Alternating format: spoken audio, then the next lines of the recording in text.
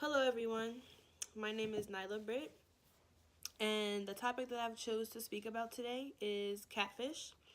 I'll be going over the different aspects of catfish, what catfish is, and the different signs you could look at to see if you are being catfished by someone. So we know that in today's society, social media and different apps are very prevalent and very popular. So, for example, the app Tinder, I'm pretty sure most of you have heard of that. If not, Tinder is basically an app where people go online to hook up, but also to create relationships with other people. So, in doing so, many people do decide to be deceptive on those apps. So, connecting it to what catfish is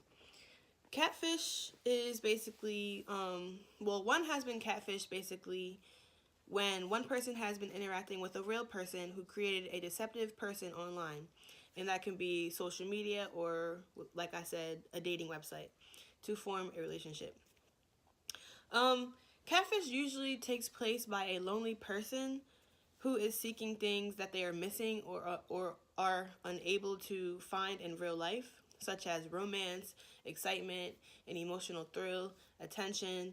The list goes on. I personally believe that many people, or the majority of people who do choose to catfish, are probably very have low self-esteem about something for themselves or of themselves. So therefore, they take the route of catfishing because they are too afraid to show who they are, what they look like, simply because they have that what's the word? Are unconfident about whatever characteristic about themselves that they do not want to show anyone else. Um, the victims that their victims usually end up feeling a sense of betrayal, embarrassment, or having robbed of countless hours of investing in a false relationship. Because when you think about it, I'm pretty sure many of you have heard of the show Catfish that is aired on MTV. I think it's MTV.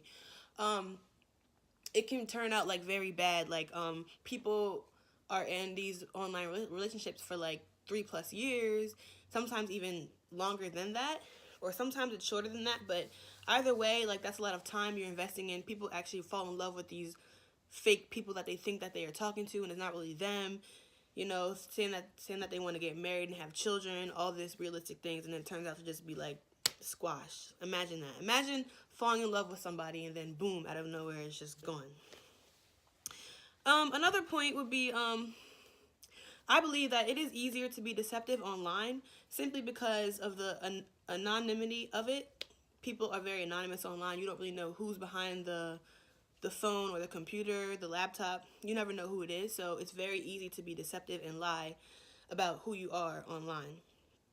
So therefore, people take that advantage of pretending to be someone that they are not. Sometimes these catfishes even lead to assaults and murders, like where they eventually meet up and then that person, male or female, is murdered or assaulted. Here are some 6 signs you may be catfished. The first is if the person you are talking to does not provide vital or basic information such as age, region, occupation. So if you're on Tinder and they don't really provide basic information, that could be a sign that they are not real. Another sign is that they don't give you their Instagram handle or they don't have a social media at all. I feel like that's absurd. Yes, there's people in this world who really do not interact with social media, but it's 2019. Who doesn't have social media? There's no way on this earth that if you're on Tinder and you don't have an Instagram or a Snapchat or a Twitter, nothing like that. The third reason is they postpone meeting up. I feel as if this is the most popular reason that people should realize that maybe I'm being catfished, because if someone keeps postponing meeting up or making excuses or saying that they can't do it for whatever reason, that should be a red flag as to, something's not right. Because physical interaction and closeness is very important when you want to build and maintain relationships. The fourth reason is they're wearing sunglasses or actively covering their face. A fifth reason is all the pictures on their account are group photos, and you can't really tell who is who or what they really look like because it's just group photos. They don't really have a single picture of themselves. And the sixth reason is their pics are grainy or far from distances away. One reason that I kind of put in there is a reason to detect if you are being catfished is simply if they can never FaceTime.